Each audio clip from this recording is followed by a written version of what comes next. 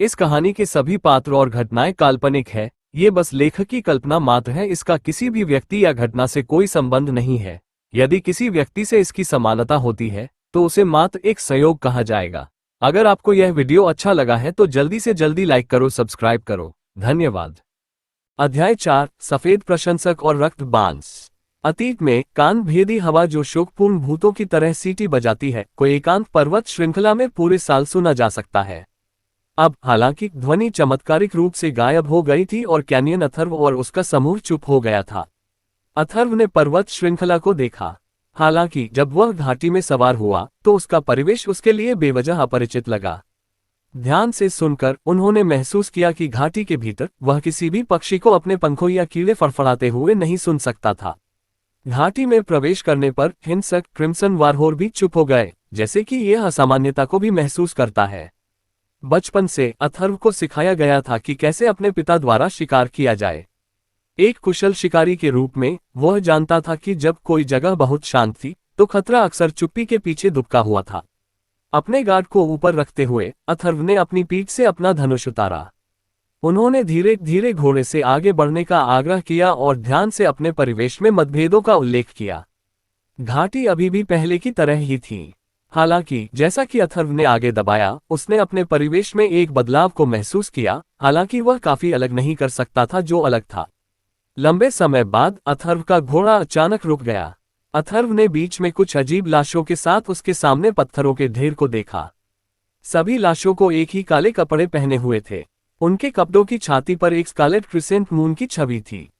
अर्धचंद्राकार चंद्रमा एक रहस्यमय अंधेरे दुनिया की गहराई में तैर रहा था, एक खूनी राक्षसी आकर्षण को विकीर्ण कर रहा था। इस नजर के साथ अथर्व को कुछ दिनों पहले ऊपरी दुनिया से उतरने वाले सेलबोट की याद दिलाई गई थी। लाशों की छाती पर क्रिसेंट मून सेलबोट के झंडे पर अर्धचंद्राकार चंद्रमा के समान था। पत्थरों के ढेर में लाशें युवा लग रही थीं। उन्होंने उज्ज्वल चांदी की घंटियां, श्वेत पत्र के प्रशंसक या विशाल कांस्य हथौड़ों का आयोजन किया। वे सभी भागते हुए दिखाई दिए। उनमें से कुछ ने पीछे देखने के लिए अपना सिर भी घुमाया था, जैसे कि कुछ भयानक उनका पीछा कर रहा था, उन्हें भय और बेचैनी से भर रहा था। आश्चर्यजनक रूप से, हालांकि लाशों पर न तो घातक घाव थे और न ही उन्हें चट्टानों से कुचल दिया गया था। एक चल रही मुद्रा में जमे हुए लाशों ने अथर्व को यह धारणा दी कि वे एक पल में मर गए थे, मृत्यु के बाद जगह में तय हो गए थे। यह ऐसा था जैसे उनकी आत्माएं हवा के झोंके से बिखरी हुई थीं और उनके शरीर को किसी तरह के अजीब बल से जमे हुए थे जो समय को रोकते थे। हालांकि घाटी जहां हवा ने पूरे साल सीटी बजाए इस समय शांत थी, अथर्व की कल्पना की बुरी हवा से रहित। अजनबी अभी भी चट्टानों के ढेर के बीच की लाशों को टुकड़ों में नहीं फटा गया था और जंगली जानवरों द्वारा भस्म कर दिया गया था जो अक्सर घाटी में घूमते थे। अथर्व से पहले की दृष्टि ने उससे कोई मतलब नहीं रखा और वह आगे बढ़ने से परहेज करता था। उसने फैसला किया कि वह कहाँ था और दूसरों की प्रतीक्षा कर रहा था। लंबे समय के बाद अथर्व ने उसके पीछे से आने वाले घोड़ों के खुरों की आवाज सुनी। अथर्व ने मुड़कर देखा और गरिमापूर्ण लड़की को बर्फ सफेद युद्ध की सवारी करते हुए देखा। उसने देखा कि जैसे वह उसके नीचे वारहस के साथ जुड़ा हुआ है, एक चमकदार सफेद रोशनी की तरह आगे की शूटिंग। उसके कुशल सवारी कौशल और घोड़े के उत्तम नियंत्रण ने साबित कर दिया कि वह किसी भी तरह से युद्ध के मैदान पर भाग नहीं रहा था। जिस तरह वह अतीत के अतीत में भाग लेने वाली थी, उसके पीछे आने वाले लोग एक के बाद एक देखने में आने लगे। लड़की ने कहा, यह क्या है? उसने तेजी से बागडोर में खींच लिया, अपनी उज्ज्वल आंखों से चट्टानों के ढेर में शवों को आकार देने से पहले उसके नीचे बर्फ सफेद घोड़े को रोक दिया। वह धीरे धीरे अपनी झाड़ीदार भौहों को बुनती है, जो एक साधारण लड़की की तुलना में बहुत अधिक मोटी थी, और उसकी आंखें अचानक तेज लग रही थीं, जिससे उसका लुक गरिमापूर्ण और डराने वाला दोनों हो गया। ये ब्लड मून संप्रदाय के लोग हैं।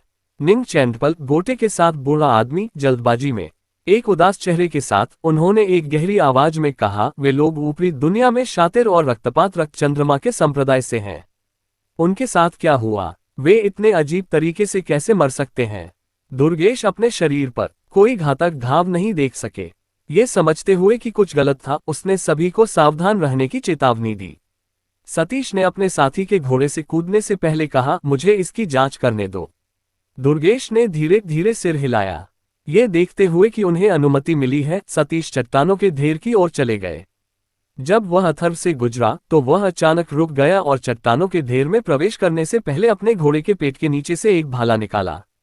दुर्गेश ने मुड़कर कहा और एक ठंडी टकटकी के साथ कहा, आप में से बाकी अभी तक वहां मत जाओ। उसके पीछे के लोग लाशों के हाथों में आकर्षक आंखों से कलाकृतियों को देख रहे थे, लेकिन उनके शब्दों को सुनकर उन्होंने नाराजगी से अपने घोड़ों पर बागडोर कस दी। यदि ये उसके डांट के लिए नहीं होता तो ये लोग सतीश की तरह जांच के लिए चट्टानों के ढेर में भाग जाते। रक्त चंद्रमा संप्रदाय के काष्ठक ऊपरी दुनिया से आए थे। वे अपने साथ कुछ असाधारण कलाकृतियां लाए होंगे। यदि ये लोग इन कलाकृतियों में से एक भी हासिल करने में सक्षम थे तो उनकी यात्रा सार्थक होगी। इसलिए वे सभी लालच से प्रेरित थे और लगभग भाग गए। रुकने के लिए मजबूर, ये कुछ लोग केवल सतीश को ईर्ष्या के साथ देख सकते थे क्योंकि वह पहली लाश के सामने पहुंचे थे। यह एक छोटा युवक था जिसमें उसके बाल एक बन में बंधे हुए थे और एक श्वेत पत्र के प्रशंसक ने अपने बाएं हाथ में ऊंचा रखा था। उसका दाहिना हाथ अभी भी एक सील बना रहा था, जैसे कि वह चट्टानों के भयानक ढेर से बचने के लिए कुछ गुप्त जीवन रक्षक तकनीक को सक्रिय करने की कोशिश कर रहा था। उनके हाथ में श्वेत पत्र का प्रशंसक खुला था और सतीश देख सकते थे कि उस पर कुछ हरे बांस चित्रित किए गए थे, साथ ही एक कविता से एक कविता भी थी। जैसे जैसे वह करीब आ गया उसने खुद को कविता पढ़ी। आप पाइन्स, बांस और लताओं के बीच ठंडे हैं जब भूमि के ऊपर सूरज चमकता है। इसके बाद उन्होंने अपने भाले की नोक का इस्तेमाल मृत युवक के बागे को खोलने के लिए किया। ये देखना चाहता था कि क्या उसके कपड़ों के नीचे कोई घातक घाव छिपे हुए थे। अचानक श्वेत पत्र के प्रशंसक पर हरे रंग की बांस में से कुछ एक खूनी प्रकाश के साथ जलाया। एक खून के रंग का बांस अचानक पंखे से बाहर निकला और सतीश के माथे के माध्यम से छेद कर दिया। सतीश जमीन पर गिर गया, सिर का सामना करना पड़ा, उसकी भौहों के बीच से खून बह रहा था। वह मृत है। अथर्व को चौंका दिया गया और अवचेतन रूप से अपने लंबे कृपाण पर अपनी पकड़ कस दी, अज्ञात खतरे से निपटने की तैयारी की। सिनिस्टर श्वेत पत्र के प्रशंसक और जानलेवा रक्त बांस विसंगतियां थी जो पहले कभी भी एकांत पर्वत श्रृंखला में सामना नहीं करती थी। रक्त लाल बांस के बाद सतीश की हत्या करने के बाद ये वापस श्वेत पत्र के प्रशंसक में वापस आ गया और शेष सभी हरे बांस लाल रंग में रंग गया। पत्थरों के ग्रे ढेर के बीच श्वेत पत्र के प्रशंसक पर रक्त लाल बांस में से कुछ एक चमकदार लाल बत्ती का उत्सर्जन करना शुरू कर दिया। सभी के भाव बदल गए। दुर्गेश ने एक धंसा चेहरे के साथ कहा, आप बहुत मर गए। ये सुनकर उसके पीछे कई लोगों ने शर्म और भय से अपना सिर कम कर दिया। झांग हिंग, जिन्होंने सतीश के साथ अपने घोड़े को साझा किया था, ने बागडोर पर अपनी पकड़ कस दी। उसे डर था कि उसका घोड़ा नियंत्रण खो देगा और आगे बढ़ेगा। कितना भयावह, उन्होंने कहा। किसी ने एक कदम आगे बढ़ाने की हिम्मत नहीं की। उनकी आंखों में, उनकी छाती पर खूनी क्रेसेंट्स के साथ लाशों ने सभी खून से भरे राक्षसों में बदल गए थे। बेदाग सफेद बागे में वह आदमी, वह दिनेश, सतीश की मौत से दुखी नहीं था। इसके बजाय उसकी आंखें फैल गईं जैसे उसने अपना हाथ उठाया और अथर्व की ओर इशारा किया, तुम जाओ और मुझे वह श्वेत पत्र प्रशंसक ले आओ। दुर्गेश थोड़ा डूब गए, लेकिन वह दिनेश की स्थिति के कारण वो उसे अलग करने के लिए कुछ भी नहीं कह सकता था। यदि आप मरना चाहते हैं तो इससे स्वयं करेन्य लोगों को अपने साथ नीचे न खींचे, युवा लड़की तन्वी ने एक भयावह के साथ कहा। अपनी ठंडी आंखों के साथ वह असंतोष के साथ दिनेश पर घबरा गई। फिर उसने अथर्व को देखा। मुझे पता है कि आपका नाम अथर्व है। हम एकांत पर्वत श्रृंखला से परिचित नहीं हैं और हमें अभी भी आपको मार्गदर्शन करने में मदद करने की आवश्यकता है। उद्धरण चिन्ह। वह निस्संदेह पहले कुछ बड़े क्लेशों का अनुभव कर चुकी थी, जैसा कि वह रचित दिखाई दी थी और चट्टानों के ढेर में अजीब घटनाओं से भयभीत नहीं थी। उसने दिनेश ने अपना सिर हिलाया और हंसे, उसके साथ बहस करने का इरादा नहीं।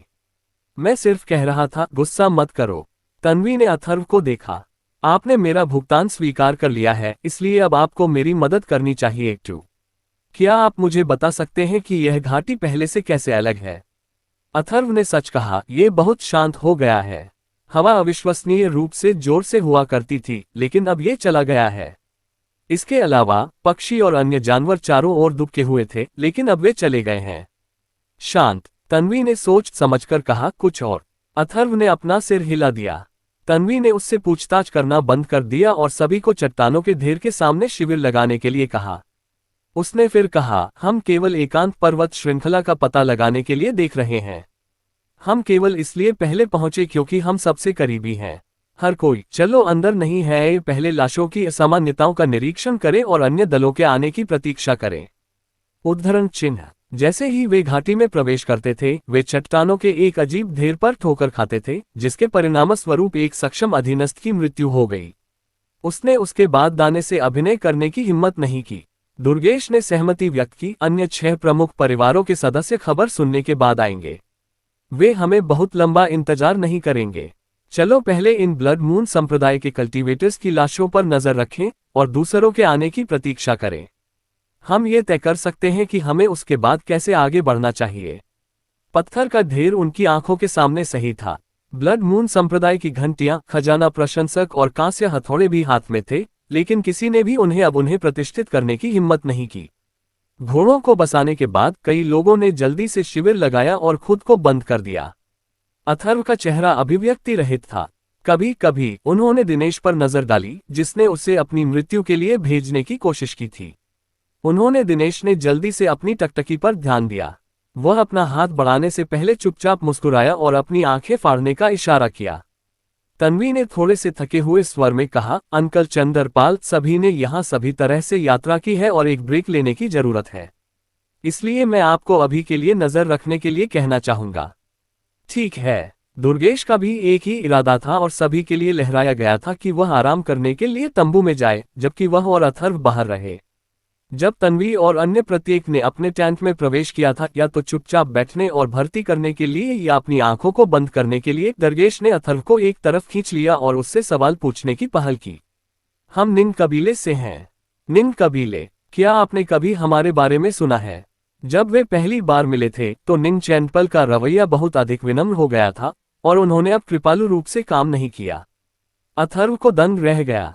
7 प्रमुख कुलों के निंग कबीले। दुर्गेश ने गर्व से कहा, आप उतने बेखबर नहीं हैं जितना मैंने सोचा था कि आप थे।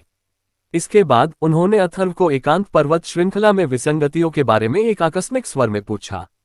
उन्होंने अथर्व से सीखा कि बहुत पहले नहीं, एक सोने का पानी चढ़ा हुआ रथ, एक विशाल सैलबोट और एक सफेद शिवालय एक के बाद एक ऊपरी दुनिया से उतरा था। दुर्गेश ने अपनी दाढ़ी को अपने चेहरे पर एक भड़काने के साथ बढ़ाया। अथर्व के विवरण के माध्यम से उन्होंने जल्दी से अवरोही वस्तुओं की उत्पत्ति की पुष्टि की। स्टार रिवर एलायंस के गिल्ड रथ, ब्लड मून संप्रदाय के निराकार सैलबोट और पापी आत्मा मंदिर की दिव्य आत्मा पगोडा। उन्होंने फिर पूछा, क्या आपने देखा कि कोई बाहर आया? अथर्व ने जवाब दिया, नहीं। दुर्गेश ने पूछताछ की अपनी लाइन बंद कर दी। बहुत अच्छा, आपको भी आराम करना चाहिए। फिर उन्होंने अथर्व को परिवेश पर नजर रखने में मदद करने के लिए कहा और वह तन्वी के तंबू में चले गए। तन्वी की प्रवेश करने की अनुमति प्राप्त करने के बाद वह उसके साथ महत्वपूर्ण मामलों पर चर्चा करने के लिए अंदर गया। तारांकन तारांकन तारांकन। रात गिर गई और सूर्य, चंद्रमा और सितारे पूरे साल दिखाई नहीं दे रहे थे। चौथी दुनिया में आकाश बेहद अंधेरा था। साधारण लोग जो खेती के मार्ग पर नहीं गए हैं, वे चौथी दुनिया में रात में अपने परिवेश को नहीं देख पाएंगे। अथर्व के बगल में तंबू में निंग कबीले के सभी लोग आराम करने का अवसर ले रहे थे और अपने शरीर और दिमाग को तैयार करने के लिए एक इष्टतम स्थिति में रहने के लिए तैयार हो सकते हैं। अथर्व के पास अंधेरी रात में ब्लड मून सेक्ट के कल्टीवेटर्स की लाशों को देखने की क्षमता नहीं थी, बल्कि ये श्वेत पत्र के प्रशंसक, घंटियां, कांस्य हथौड़ों और अन्य वस्तुओं थे जिन्होंने अंधेरे वातावरण में एक बेहोश प्रकाश उत्सर्जित किया था। अथर्व को लाशों पर प्रकाश चमकने के लिए उकसाया गया, जिससे वे भयानक और भयानक लग रहे थे। उन्होंने चुपचाप अपने परिवेश को देखा। जैसा कि उन्होंने लाशों में कोई असामान्यता नहीं देखी और श्वेत पत्र के प्रशंसकों, घंटियां और कांस्य हथौड़ों सभी अभी भी बने हुए हैं, उन्होंने धीरे धीरे राहत महसूस की। लेकिन उन क्षणों में जहां अथर्व मदद नहीं कर सकते थे, लेकिन उन पर एक नजर चुरा सकते थे, उन्हें हमेशा ऐसा लगता था कि वे डेड ब्लड मून सेक्ट के काश्तकारों ने अचानक किसी भी समय अपना दौड़ना जारी रखा। अथर्व चिंतित था और शांत नहीं हो सकता था। निराश होकर वह चुपचाप निंग कबीले के तंबू से दूर चला गया और क्यूई पोषण दिव्य कालड्रॉन कला के पोषण की खेती करने के लिए एक दूरस्थ स्थान पाया। वह आखिरकार ध्यान करने में सफल हो गया था और अपने दिमाग को साफ रखने में सक्षम था, और इसलिए वह जल्दी से जागृत अवस्था में प्रवेश करने में सक्षम था, क्योंकि उसने अपने शरीर के चमत्कारों की जांच की थी। जिस क्षण उन्होंने जागृत अवस्था में प्रवेश किया, वह क्यूई की उपस्थिति को समझ सकता था और महसूस कर सकता था कि उसके चारों ओर एक अजीब कोमल और शुद्ध ऊर्जा थी। आध्यात्मिक क्यूई। उन्होंने अचानक महसूस किया कि वह घर पर कठिन खेती करने के बावजूद आध्यात्मिक क्यूई को महसूस नहीं कर पाए थे। ऐसा नहीं था क्योंकि उसकी खेती की विधि में कुछ गड़बड़ थी, बल्कि यह इसलिए था क्योंकि जंगल में आध्यात्मिक क्यूई की एकाग्रता जहां उसका घर स्थित था वह बहुत कम था। एकांत पर्वत श्रृंखला जो अपने घर से केवल 10 ली दूर थी, आध्यात्मिक क्यूई में कई बार समृद्ध थी और वह आसानी से अपनी उपस्थिति महसूस कर सकता था। अथर्व आश्चर्यचकित थे और उन्होंने जल्दी से इस आध्यात्मिक क्यूई को अपने शरीर में मार्गदर्शन करने की कोशिश की, इसे अपने नाभि क्षेत्र में अवशोषित किया, जो क्यूई पोषण दिव्य काल्ड्रॉन कला का उपयोग कर रहा था। उनके विजुअलाइजेशन के माध्यम से उनका नाभि क्षेत्र एक आत्मा के रूप में बदल गया। जैसे ही उन्होंने सांस ली, स्वर्ग और पृथ्वी के बाहरी आध्यात्मिक क्यूई को आत्मा के पुण्य में चूसा गया। धीरे धीरे अथर्व ने न केवल आध्यात्मिक क्यूई की उपस्थिति को महसूस किया, बल्कि यह भी पता चला कि आध्यात्मिक क्यूई ने अपनी नाक और मुंह के माध्यम से अपने नाभि क्षेत्र में नहीं डूबे थे क्योंकि उसने सांस ली थी। उसके चारों ओर स्वर्ग और पृथ्वी के आध्यात्मिक क्यूई को उस आत्मा के कॉलड्रॉन द्वारा आकर्षित किया गया था जिसे उसने कल्पना की थी, और इसने उसके शरीर को सीधे उसके नाभि क्षेत्र के नीचे एक्यू पॉइंट से प्रवेश किया।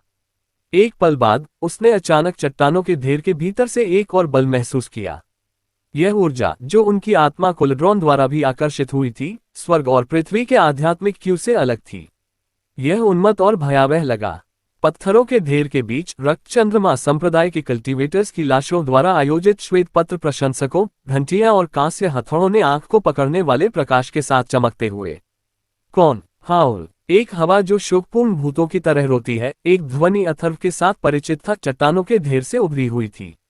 ऐसा लग रहा था जैसे कि पृथ्वी में गहरी बुरी आत्माएं दफन थीं और वे अचानक किसी तरह की शक्ति से जाग गए थे क्योंकि वे रोते थे और 9वें नेदरवर्ल्ड 3 में चिल्लाते थे। अध्याय 5, बाधा रॉक सरणी। कैंपसाइट के दूसरे छोर पर तंबू के अंदर दुर्गेश ने अपनी आवाज कम कर दी और एक भयावह के साथ पूछा, लिटिल तन्वी, क्या आप वह कबीले से बववा से असंतुष्ट हैं? वह आपके परिवार द्वारा आपके लिए चुना गया था। उन्होंने ये सुनिश्चित करने के लिए कहा कि उनके पास एक सराहनीय खेती प्रतिभा है और आपकी तरह वह खेती करने के लिए स्टार रिवर एलायंस में जाने की क्षमता रखता है। इसके अलावा हमारे निंग कबीले और वह कबीले लंबे समय से दोस्त हैं। तानवी ने अधीरता से कहा, मैंने उसे नहीं चुना, मेरे परिवार ने किया। उसने फिर अपना सिर हिलाया और आह भरी। लेकिन निंग कबीले की बेटी के रूप में मेरे पास इस मामले में कोई विकल्प नहीं है। एक बार जब मैं तीसरी दुनिया में पहुंच गया और मैंने खुद को स्टार रिवर एलायंस में साबित कर दिया तो मैं अपनी पसंद बना पाऊंगा। उद्धरण चिन्ह, यह इतना आसान नहीं होगा। अनुभव के साथ किसी के रूप में दुर्गेश ने धैर्यपूर्वक समझाने से पहले कड़वा हंसते हुए कहा, हमारी दुनिया में आप और वह दोनों कबीले बववा को उत्कृष्ट खेती की प्रतिभा माना जा सकता है। हालांकि तीसरी दुनिया में स्वर्ग और पृथ्वी का आध्यात्मिक क्यूई बहुत अधिक प्रचुर और शुद्ध है। बेहतर खेती की प्रतिभा के साथ आपकी उम्र कई बच्चे हैं।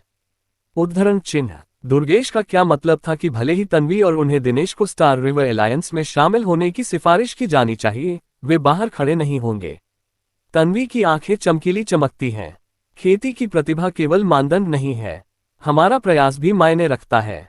उद्धरण चिन्ह, उसकी आंखों की उज्ज्वल प्रकाश को देखते हुए दुर्गेश ने अपनी युवावस्था की ताकत को याद किया। ये सच है, मुझे खुशी है कि आप आश्वस्त हैं। वह कबीले ब्राट आपसे काफी संतुष्ट थे। उन्होंने आपको देखने के लिए एक बड़ी दूरी तय की। वह कबीले द्वारा लाड़ प्यार करता है और चूंकि दोनों परिवारों के बुजुर्ग एक समझौते पर पहुंच गए हैं, अगर वह जोर देता है। उद्धरण चिन्ह, दुर्गेश रुक गए। इसके अलावा आपको पता होना चाहिए कि निंग कबीले के 2 अन्य भी स्टार रिवर एलायंस में प्रवेश करने के अवसर के लिए आपके खिलाफ प्रतिस्पर्धा कर रहे हैं। मौन के एक पल के बाद तन्वी के होठों के कोने ने धीरे धीरे एक ठंडी मुस्कान का खुलासा किया। उसे एकांत पर्वत श्रृंखला में नहीं आना चाहिए था। दुर्गेश स्तब्ध थे। उन्होंने तन्वी को एक पल के लिए देखा, इससे पहले कि वह उत्सुकता से कहे, कुछ भी बेवकूफी मत करो। हालांकि ऐसा लग रहा था कि तन्वी ने बहुत समय पहले अपना निर्णय लिया था। Star river alliance, blood moon संप्रदाय और भयावह आत्मा मंदिर के कई काश्तकारों की एकांत पर्वत श्रृंखला में मृत्यु हो गई है। सतीश पहले ही मर चुके हैं और यहाँ तक कि हम दोनों भी इस जगह को जीवित नहीं छोड़ सकते हैं। उसके बारे में क्या अजीब है, यहाँ मर रहा है। उद्धरण चिन्ह, दुर्गेश ने अपने मंदिर को रगड़ दिया और आहें भरी। ऐसा लगता है कि जब मैं ध्यान नहीं दे रहा था तो आप बड़े हो गए हैं। अपनी बात करने के बाद तन्वी ने उसे छोड़ने का आग्रह किया। ठीक है चाचा दुर्गेश, आप बेहतर तरीके से जाते हैं और बाहर देखते रहते हैं। उस पत्थर के ढेर के बारे में कुछ गड़बड़ थी। यह इस समय था कि उन्होंने सीटी की हवा को बाहर सुना। बिना किसी हिचकिचाहट के दोनों तुरंत तंबू से बाहर निकल गए। रात के अंधेरे में पहली चीज जो उन्होंने देखी थी वह कुछ धुंधला पीला ग्रे जानवर छाया थी, जिसमें पत्थर के ढेर से कान छेदने वाली सीटी बजती थी जो अथर्व की ओर उड़ती थी। जानवर छाया धुंधली थी, जिसमें कोई वास्तविक मांस या शरीर नहीं था। वे ग्रे धुंध से बने लग रहे थे जो कि प्रेरणा और निर्ममता के साथ बह रहे थे। अथर्व ने पत्थर के ढेर में असामान्यताओं पर भी ध्यान दिया था और पहले से ही गार्ड पर था, उसके चेहरे पर एक सतर्क अभिव्यक्ति के साथ। वे सबसे कम स्तर के जानवर हैं जो पहाड़ में मृत जानवरों की आत्माओं से बनते हैं, दुर्गेश चिल्लाया। इस समय के दौरान वह दिनेश, झांग हेंग और कई अन्य अपने टेंट में पुनरावृत्ति करते हुए भी एक के बाद एक बाहर निकले। तन्वी और दुर्गेश की तरह वह दिनेश मेरिडियन ओपनिंग दायरे में एक कल्टीवेटर थे। धुंधली ग्रे जानवर की छाया की दृष्टि को पकड़ते हुए उन्होंने कहा, बीस्ट डेविल्स। उनका तंबू अथर्व के सबसे करीब था। हालांकि जानवरों को अपनी ओर उड़ते हुए देखने के बावजूद अथर्व को बचाने का कोई इरादा नहीं था। यहां तक कि वह भी मजाकिया रूप से घबरा गया अथर्व की पीड़ा के लिए तत्पर थे। तन्वी ने धीरे से बाहर बुलाया, अंकल दुर्गेश, हमें अथर्व की जरूरत है। दुर्गेश ने तुरंत उड़ान भरी। वह कुछ चमक में अथर्व के सामने पहुंचे। उन्होंने अपनी पीठ के पीछे से एक लॉ ड्रैगन के साथ एक चांदी के पत्थर के खंभे को बाहर निकाला और जमीन पर रख दिया। झुलसाने वाले सूरज की लौ, एक धधकती हुई लौ अचानक जमीन पर पत्थर के खंभे के ऊपर से निकल गई। भयंकर आग की लपटों के तहत फ्लेम ड्रैगन की उत्कीर्णन अचानक एक क्रूर धमकी देने वाली मुद्रा को मानते हुए जीवन में आ गया। आग की लपटें, जो कई मीटर की दूरी पर बढ़ी थीं, को फ्लेम ड्रैगन की दिव्य शक्ति का समर्थन किया गया था, जिससे दुर्गेश और अथर्व के सिर के ऊपर आग का एक उग्र समुद्र बन गया था। जैसा कि वे आग के इस समुद्र के पास पहुंचे, सबसे कम स्तर के जानवर डेविल्स पानी की तरह वाष्पित हो गए, इससे पहले कि वे अथर्व पर भी हाथ रख सकें। दुर्गेश ने ध्यान करने वाले अथर्व को देखने के लिए अपना सिर नीचे कर दिया। क्या हुआ? उन्होंने ठंड से कहने से पहले अपनी आंखें थोड़ी संकुचित कर दी। जब हम पहली बार मिले थे तो आपके शरीर में आध्यात्मिक क्यूई में उतार चढ़ाव का भी पता नहीं था।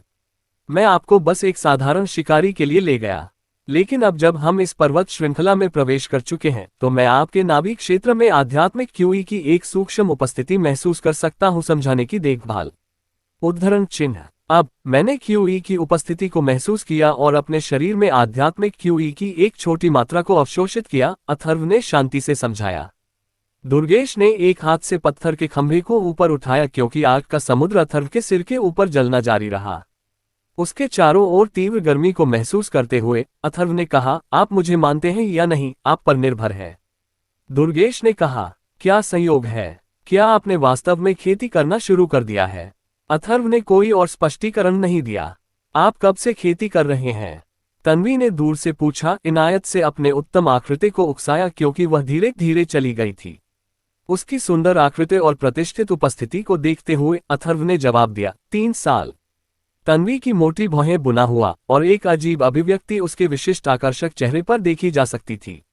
आपको क्यूई की उपस्थिति को महसूस करने और अपने नाभि क्षेत्र में आध्यात्मिक क्यूई के एक बिट को अवशोषित करने में 3 साल लग गए।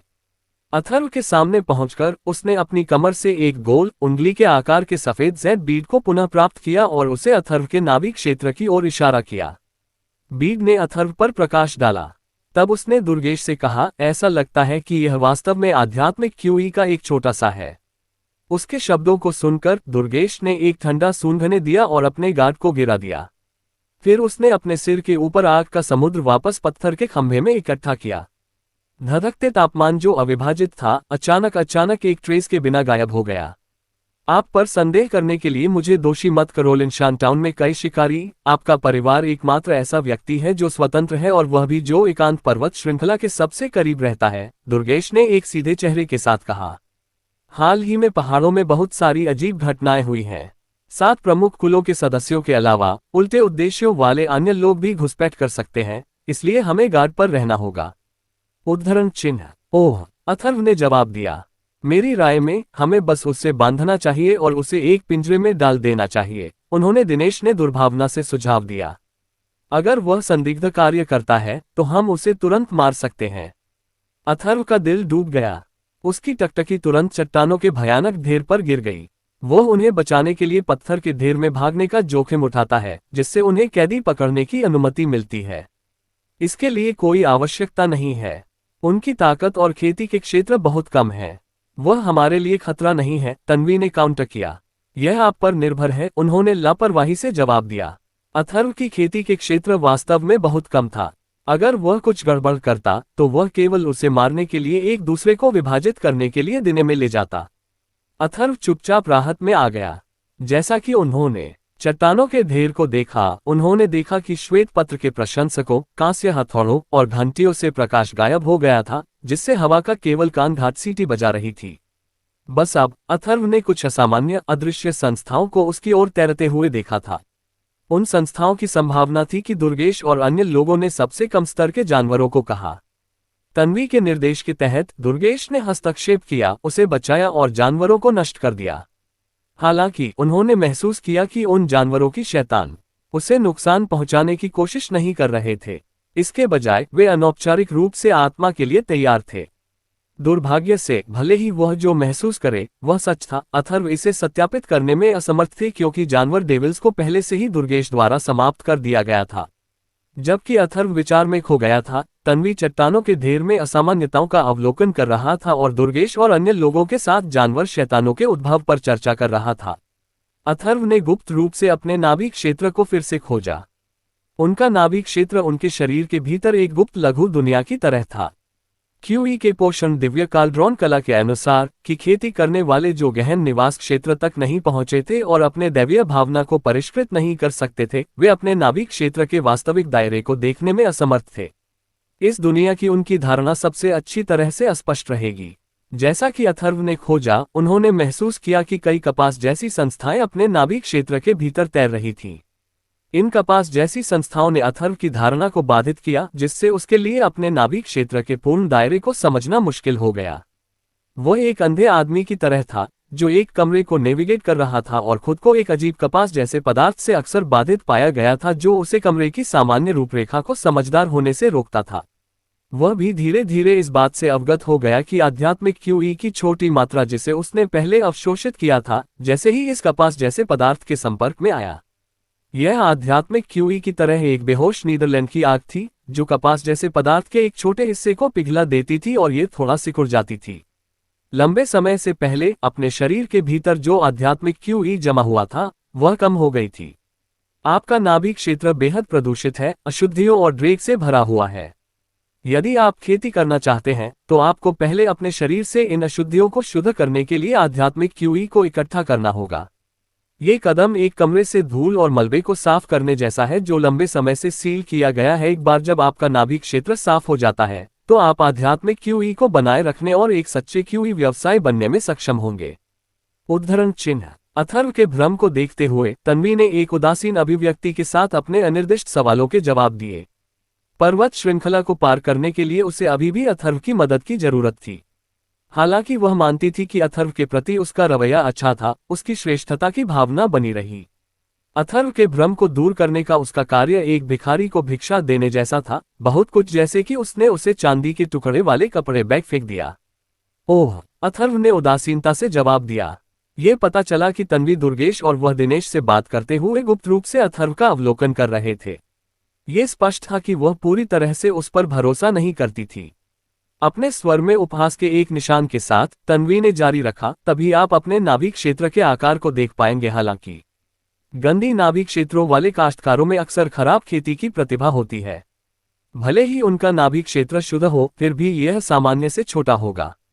उद्धरण चिन्ह। वह ठंड से जोड़ने से पहले एक पल के लिए रुक गई। भविष्य में आप जिस स्थान को खोल सकते हैं वह बहुत सीमित होगा।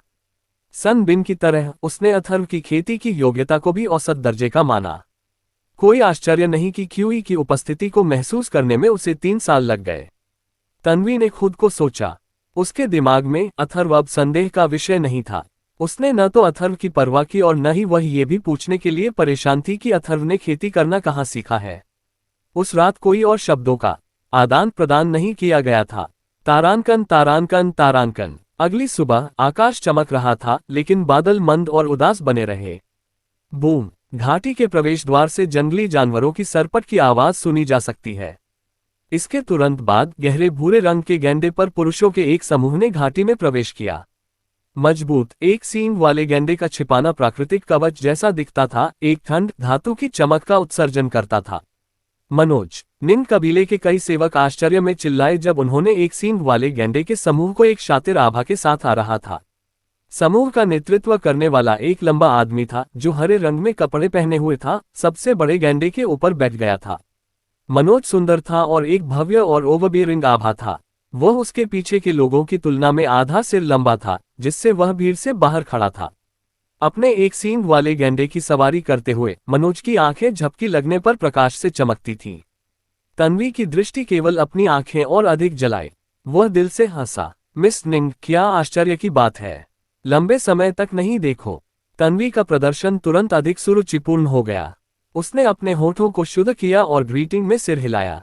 अथर्व ने देखा कि वह आने वाली पार्टी के लिए बहुत अधिक विनम्र थी, क्योंकि वह दिनेश की ओर थी।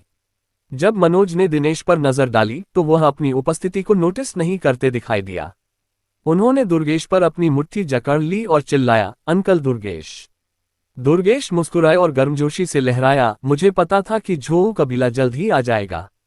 जब आने वाला समूह बंद हो गया तो दुर्गेश ने उन्हें चट्टानों के ढेर के आसपास की असामान्यताओं के बारे में बताने की पहल की, जिससे निन कबीले की भ्रम और चिंताओं को व्यक्त किया।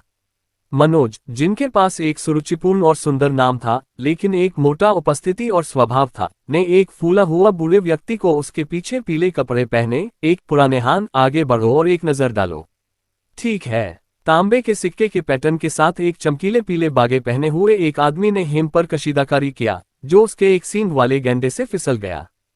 फिर उन्होंने चट्टानों के ढेर से संपर्क किया और एक विशेष कंपास निकाला। वह तुरंत पत्थर के ढेर में नहीं गया, इसके बजाय वह बस चट्टानों के ढेर के किनारे पर चला गया, ध्यान से निरीक्षण कर रहा था। यह आदमी हान डुपिंग कर रहा था, जो तन्वी और दुर्गेश का इंतजार कर रहा था। वे उनकी क्षमताओं के बारे में जानते हुए दिखाई दिए और उन्हें खतरों से चेतावनी नहीं दी।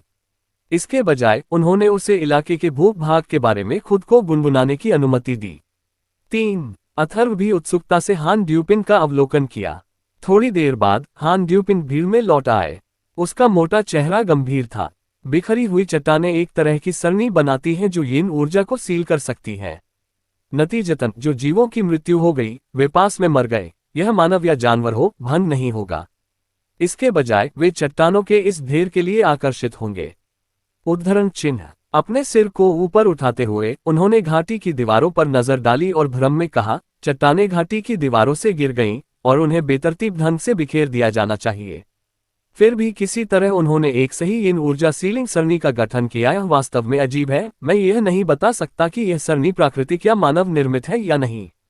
उद्धरण चिन्ह। ये सुनकर सभी ने तुरंत आपस में चर्चा करना शुरू कर दिया, विभिन्न अनुमान लगाए। अथर्व का दिमाग कांप गया और वो मदद नहीं कर सका, लेकिन अपने पिता के व्यवहार को पीछे से याद कर सकता था जब वह एक बच्चे के रूप में एकांत पर्वत श्रृंखला में शिकार करने के लिए अपने पिता का अनुसरण करता था। हर बार जब वे इस क्षेत्र से गुजरते हैं तो उनके पिता बिखरे हुए पत्थरों को लात मारते थे। उन्होंने बड़ी और भारी चट्टानों को स्थानांतरित नहीं किया, लेकिन उन्होंने बहुत सारी छोटी चट्टानों को और दूर कर दिया। उनके पिता के अनुसार इन चट्टानों ने सड़क को अवरुद्ध कर दिया और उनकी प्रगति में बाधा डाल दी। अध्याय 6 7 प्रमुख कबीले। हवा ने रोस्टिंग भूतों की तरह सीटी बजाई, पत्थर के ढेर से गूंजना और इसे सुनाने वाले सभी की रील को नीचे भेजना। अथर्व कोने में चुपचाप रुके थे। पत्थर के ढेर पर खाली टकटकी लगाए गए थे क्योंकि वह नए लोगों के लिए उनके सामने भविष्यवाणी को हल करने के लिए इंतजार कर रहे थे। पुराने पंकज, क्या आप गठन को तोड़ सकते हैं? मनोज ने पूछा कि वह अपने एक सींग वाले गैंडे से विघटित हो गया। मनोज पत्थर के ढेर पर पहुंच गया और उत्सुकता से चारों ओर देखा। कुछ भी नहीं उसके रास्ते को अवरुद्ध करने के साथ वह स्पष्ट रूप से पत्थर के ढेर के बीच में सतीश के शरीर को देख सकता था। चकित उन्होंने पूछा, क्या आपका एक लोग मर गए? यह महसूस करते हुए कि वह पहले इसका उल्लेख करने में विफल रहे थे, दुर्गेश ने अजीब तरह से समझाया। उन्होंने ब्लड मून संप्रदाय से काश्तकारों द्वारा पीछे छोड़ी गई कलाकृतियों को प्रतिष्ठित किया। हमने ये भी महसूस नहीं किया था कि चट्टानों के ढेर ने एक सरणी बनाए, इसीलिए। मनोज समझ में हंसी। अगर हम यहाँ पुराने पंकज के बिना पहले पहुंचे होते तो हमारे लोग संभावना है कि उन कलाकृतियों के प्रलोभन का भी विरोध करने में असमर्थ थे। बोलने के बाद मनोज ने चब्बी पंकज को डुलिंग की ओर रुख किया। पंकज डुपिन ने पत्थर के ढेर के परिवेश को देखा। अपने चेहरे पर एक सौम्य अभिव्यक्ति के साथ आगे बढ़ते हुए उन्होंने कहा, सरनी को तोड़ना एक समस्या नहीं होनी चाहिए, लेकिन इसमें कुछ समय लगेगा।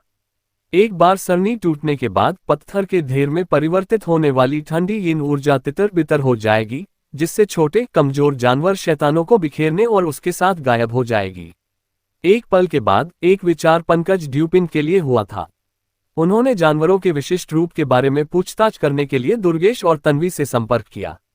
दुर्गेश ने ईमानदारी से समझाया कि बीस्ट डेविल्स आमतौर पर पर्वत श्रृंखला में पाए जाने वाले सामान्य जंगली जानवर थे। Pointing at Atharv, he said, he's a hunter native to the solitary mountain range, so he's very familiar with the wild beasts in this area and their general strengths. छोटा भाई, इस घाटी में आपके सामने आने वाले जंगली जानवर क्या दिखते हैं? वे कितने मजबूत और आक्रामक हैं? पंकज डुपिन ने एक विनम्र मुस्कान के साथ पूछा। अथर्व ने उन जंगली जानवरों का संक्षेप में वर्णन किया जो उन्होंने पहले सामना किया था, जैसे कि सफेद भेड़ियों और अजगर के पैक। पंकज ने सिर हिलाकर सिर हिलाया। राहत महसूस करते हुए उन्होंने कहा, वे सभी सामान्य जंगली जानवर हैं, न कि शातिर जानवर या आत्मा जानवर। जंगली जानवर, शातिर जानवर और आत्मा जानवर।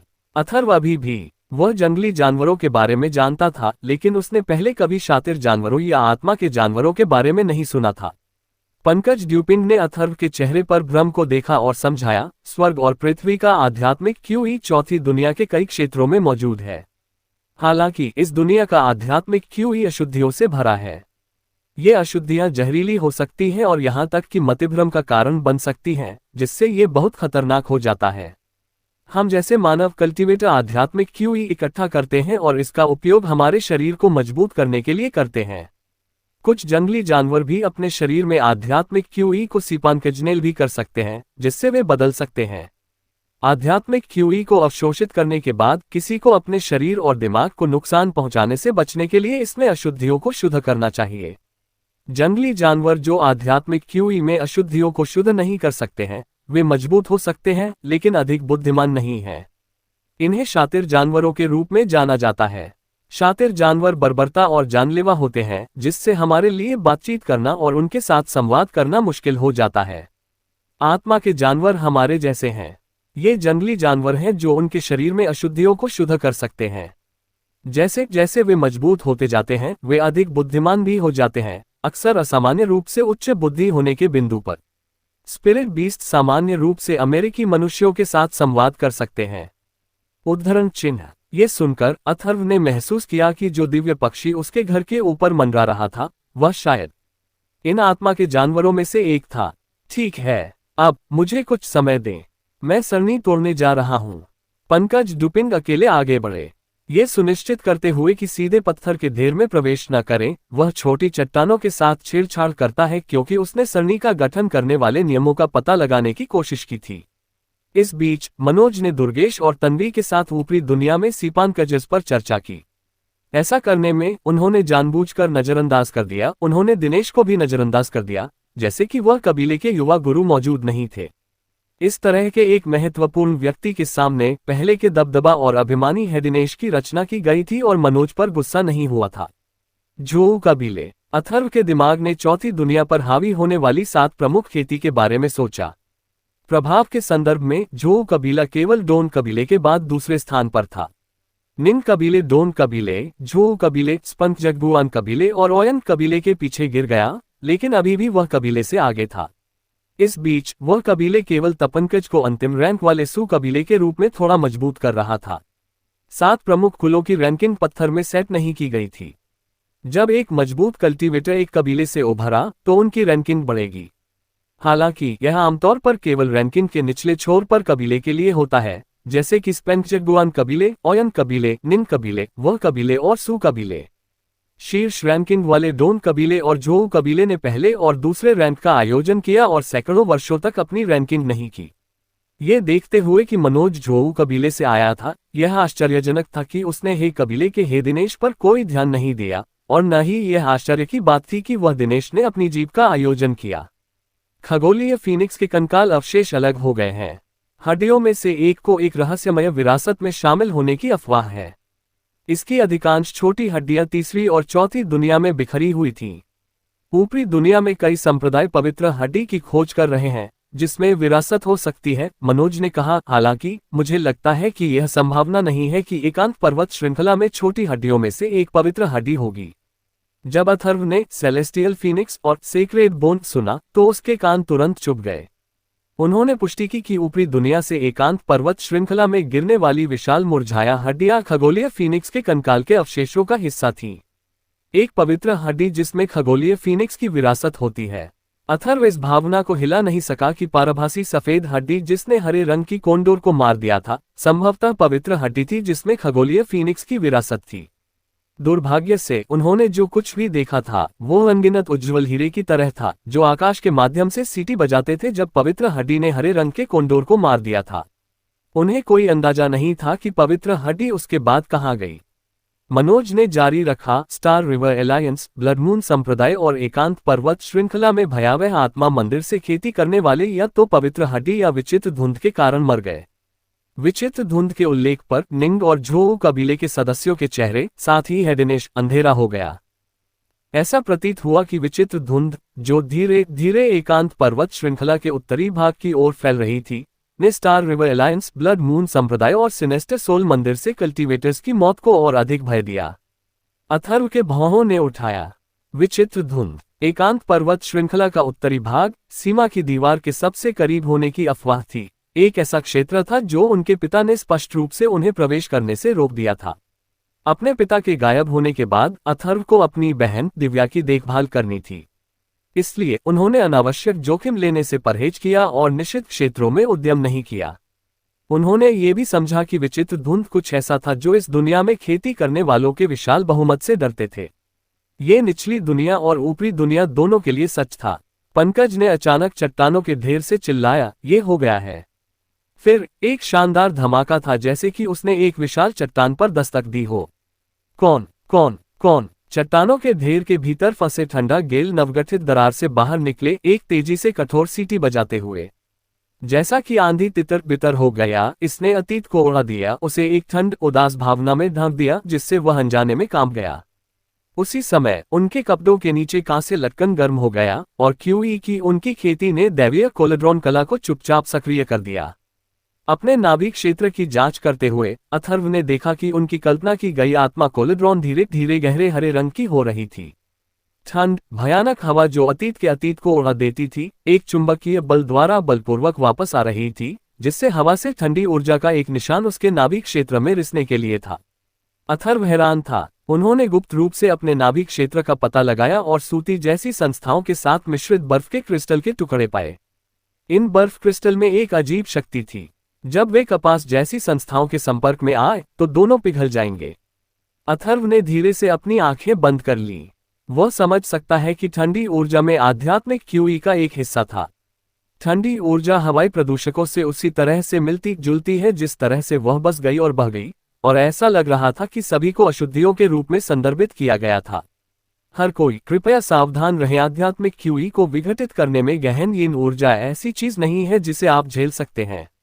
जो लोग लापरवाही से विशेष तकनीकों की खेती के बिना अपने शरीर में गहन यीन ऊर्जा को सीपांकजनेल करने की कोशिश करते हैं, उन्हें असीम दर्द होगा, दुर्गेश ने चेतावनी दी। यहां तक कि अगर दुर्गेश ने उन्हें चेतावनी नहीं दी थी तो अथर्व से अलग किसी ने ठंडी हवा में आध्यात्मिक क्यूई को अवशोषित करने की हिम्मत नहीं की। वे जानते थे कि जोखिम संभावित लाभों से आगे निकल जाएंगे।